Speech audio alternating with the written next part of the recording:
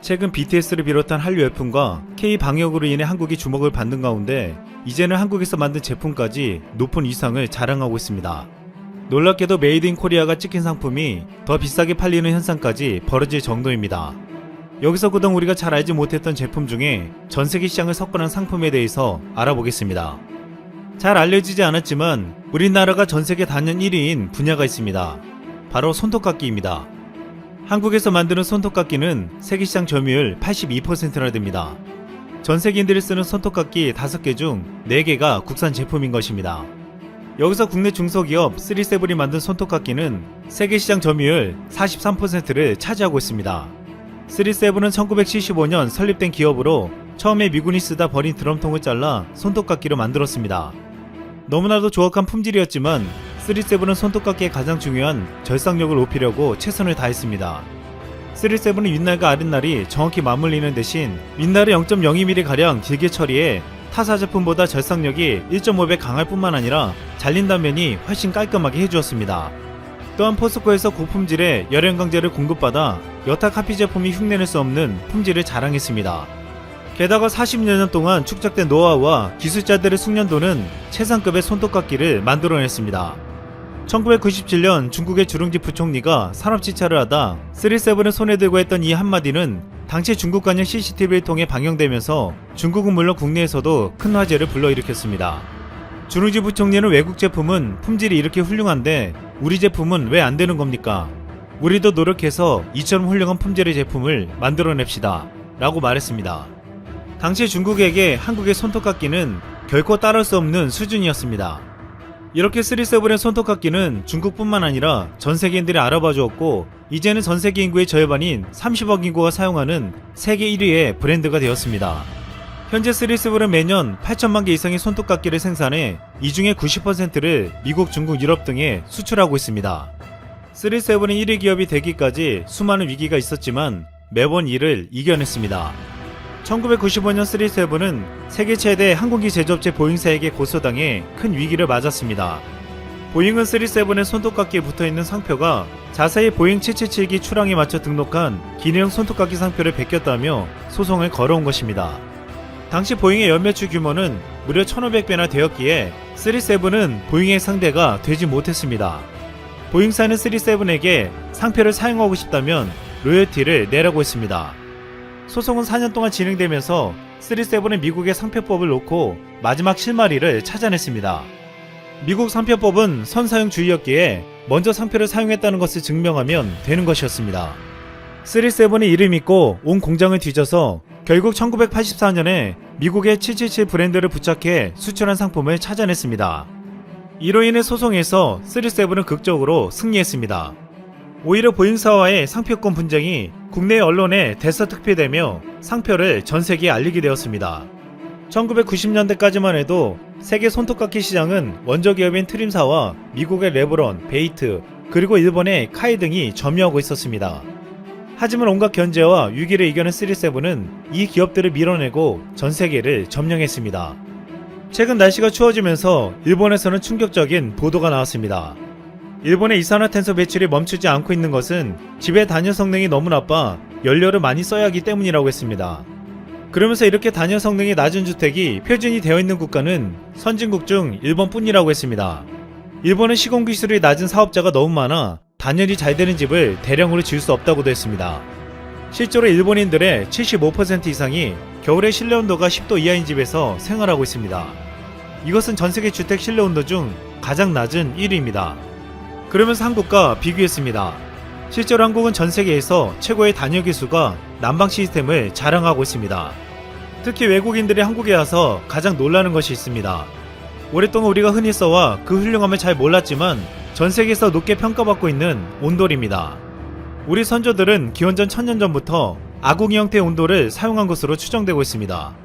기원후 1100년대부터는 우리 선조들은 방바닥을 데우는데도 온돌을 활용하기 시작했습니다. 온돌은 바닥을 데워 나오는 복사열을 이용한 난방 시스템으로 우리 선조들의 뛰어난 발명품이었습니다. 아궁이 하기로 직접 가열하는 방식의 우리 고유의 온돌은 그동안 보일러 온수 온돌 난방으로 진화해왔습니다. 또한 연탄에서 기름, 도시가스로 연료가 변화함에 따라 보일러 기술을 발전시켜 연료비를 낮추고 안전 문제도 해결해 주었습니다. 외국 전문가들은 공기 자체를 데우는 에어 컨디셔닝 시스템보다 바닥을 데우는 온도 시스템의 에너지 효율이 더 좋다고 말했습니다. 바닥을 데우는 한국 고유의 온도 시스템이 공기를 데우는 에어 컨디셔닝 시스템보다 최대 39%까지 에너지를 절감할 수 있었습니다. 외국 전문가들은 한국의 온돌이 최고의 난방 시스템이라고 평가하며 많은 외국인들은 온돌로 인해 한국인들이 겨울철에도 집안에서 반팔 반바지 차림으로 다닐 수 있는 것을 신기했습니다. 또한 최근에는 온돌이 실내 공기질을 개선하는 이른바 베이크아웃에도 효과가 탁월하다는 분석이 나와 다시 한번 전 세계에 주목을 받고 있습니다. 베이크아웃이란 새로 지은 건축물이나 개보수 작업을 마친 건물 등의 실내 공기 온도를 높여 건축자재나 마감 재료에서 나오는 포름알데히드와 같은 유해물질을 제거하는 방법입니다. 건축가들은 온돌의 복사열이 공기만 데우는 게 아니라 건축자재들의 온도도 높이면서 독성물질이 빠르게 배출되도록 돕는다고 했습니다. 세계에서는 온돌을 두고 인류가 발명한 최고의 난방 방식이라고 재조명하며 이제는 온돌 한류라는 말까지 등장했습니다. 한국의 온돌이 2008년 국제표준안으로 채택되자 주변 국가들 뿐만 아니라 유럽까지 확산되기 시작했습니다. 미국 뉴욕주 이타카에 에코빌리지가 친환경적인 온돌을 사용한다는 소식이 들려왔고 미국 시장에서 온돌 시스템은 연 20%가 성장했습니다. 다른 서유럽들도 신건축물의 50%에 복산 냉난방이라는 새 이름을 붙여가며 온돌 시스템을 도입하고 있습니다. 또한 온돌은 독일 베를린 국회의사당 바닥에도 프랑스 파리 루이비통 박물관에도 채택되었습니다. 북유럽에서는 온도와 습도에 민감한 항공기 경락구, 소아병원, 실내 경기장에까지 도입되는 사례가 늘어나고 있습니다. 마지막으로 메이드 인 코리아가 인정받고 있는 것은 한국 부탄가스입니다. 한국의 부탄가스는 전세계 점유율 90%로 전세계에서 판매되는 부탄가스 10개 중 9개가 한국산입니다. 원래 부탄가스의 원조는 일본이었지만 우리가 1990년대 이후 생산과 소비를 모두 주도하고 있습니다. 한국산 부탄가스가 전세계에서 인기를 끌고 있는 이유 중에 최근 크게 주목되고 있는 것은 폭발 방지 기능입니다. 일반 부탄가스는 용기 안에 고압가스가 담겨있고 여기서 열이 가해지면 안에서 팽창하면서 폭발의 위험이 있습니다. 하지만 국내 부탄가스 제조업체 대륙제가는 내부 압력 상승으로 폭발 위험이 생기면 용기 상단에 안전링이 열리면서 폭발을 막아주는 맥스부탄으로 놀라운 평가를 받았습니다. 맥스부탄은 이 기술 개발 이후 유통된 약 3억 6천 개 중에 단 한 건도 사고가 없었습니다. 또한 선 연료를 생산하는 태양은 용기 상단 구멍에 가스를 배출함으로써 폭발을 방지하는 RVR 기술을 적용했습니다. 또 다른 업체 화사는 용기 내부 압력이 상승할 때 스프링 힘에 의해 밸브가 열려 가스를 방출하는 스프링 안전장치 기술을 접목했습니다.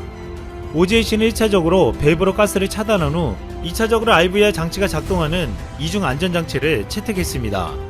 이렇게 한국의 부탄가스 업체들은 폭발 방지 신기술을 경쟁하면서 전 세계에서 가장 안전한 부탄가스를 팔고 있습니다. 그동안 우리가 평범하게 사용해서 미처 몰랐지만 전 세계에서 인정하는 놀라운 한국산 제품들이 늘어가고 있습니다. 이상 쓸멍이었습니다.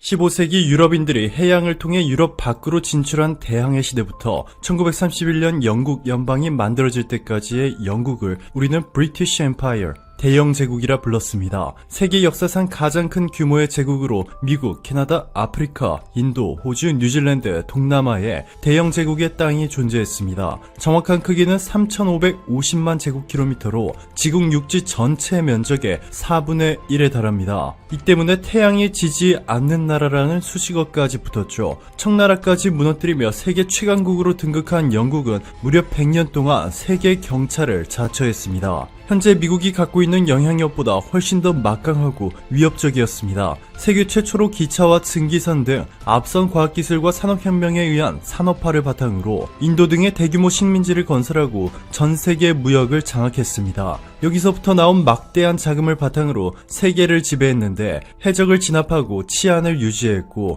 노예무역을 선도적으로 폐지한 뒤 노예무역 단속에 앞장서는 등 전 세계 국가들이 영국을 무서워하는 동시에 존경의 대상으로 삼도록 유도했습니다. 하지만 20세기 중반 영국의 군사적 세계적 위상은 너무나도 빠르게 추락해버렸습니다. 특히 2차 세계대전 이후 영국은 세계 최강대국 지위에서 밀려났고 식민지였던 미국이 대영 제국의 지위를 가져갔습니다. 이후 영국의 힘은 쭉쭉 빠졌고 중국, 일본, 독일, 심지어 인도에까지 밀리며 현재 GDP 순위 6위로까지 밀려났습니다. 영국이 최근 결정적인 위기를 맞이한 것은 바로 브렉시트 때문인데요. 유럽연합을 탈퇴한 영국의 경제 전망은 참담했습니다. CNN은 브렉시트를 감행한 영국이 가난해지는 4가지 이유라며 영국의 경제 전망을 매우 부정적으로 보도했고, 브렉시트로 세계적인 글로벌은행 HSBC는 런던 직원 1000명을 파리로 이전하겠다고 선포, JP모건은 런던 직원 1000명을 독일 등에 배치, 골드만삭스는 런던 소재 유럽 지사를 아예 프랑크푸르트로 이전 시사, 유럽의약품청과 유럽은행 감독청을 각각 암스테르담과 파리로 이전하는 등 영국에서 금융기관과 국제기구들이 떠나버리는 엑소더스가 발생했습니다. 그렇지 않아도 전 세계적으로 취업난으로 유명한 영국에서 일자리 구하기는 더더욱 어려워졌습니다. 영국의 노동자 12명 중 1명은 고용주가 원하는 시간에만 일하는 제로시간 계약제로 일하고 있었습니다. 이렇게 어려움에 빠져있던 영국의 구원의 손길을 내민 국가는 바로 한국. 이명희 본부장 주도 아래 한국이 아시아 최초로 브렉시트 후 영국과 FTA를 체결했습니다. 브렉시트로 인해 영국의 유럽 수출이 막히면서 암울한 분위기가 되어버린 영국의 어촌마을은 한국과의 FTA 소식에 분위기가 완전히 뒤바뀌었습니다. 최근 영국 북동부 소도시에서 어부로 활동 중인 애슐리는 우리는 오로지 한국인들을 위해 바다에 나섭니다. 영국인들은 골뱅이를 먹지 않아요. 쓸모없다고 생각한 골뱅이 덕분에 이제는 겨울에도 수입이 충분합니다. 라며 한국의 감사의 뜻을 전했습니다. 한국은 동해안에서 잡히는 골뱅이가 한국인 밥상을 채우기에 부족해 해마다 5,000톤에 달하는 골뱅이를 영국과 아일랜드에서 수입해오고 있습니다. 여러분이 쉽게 볼 수 있는 이 골뱅이 통조림은 90%가 영국과 아일랜드산입니다. 국내 통조림 골뱅이 시장 점유율 1위 유동 골뱅이 관계자는 1980년대 후반부터 골뱅이 무침이 한국인의 국민 안주로 등극했다. 동해에서 골뱅이 씨가 마르면서 해외로부터 골뱅이를 찾기 시작했다. 우리나라와 가까운 중국, 베트남산 골뱅이는 쫀득한 맛이 떨어지고 물컹해서 맛과 식감이 다르다. 러시아 골뱅이도 어종이 다르고 캐나다 골뱅이는 비슷하지만 영국산보다 1.3배나 비싸다 전했습니다. 영국의 린쉘피쉬 공장의 스티븐 윌리엄슨 대표는 연간 생산하는 골뱅이 중에서 90%가 한국으로 수출되고 8%는 네덜란드로 간다. 단 2%만 영국에서 소비된다 전했습니다. 겨울에 수입이 거의 없어 위기에 빠졌던 영국의 어촌마을이 한국인의 골뱅이 사랑 덕분에 활기를 되찾은 모습인데요. 이뿐만이 아닙니다. 도자기 공장들이 몰린 또 다른 영국의 도시는 내수시장 침체로 위기를 겪었지만 한국 수출로 되살아나면서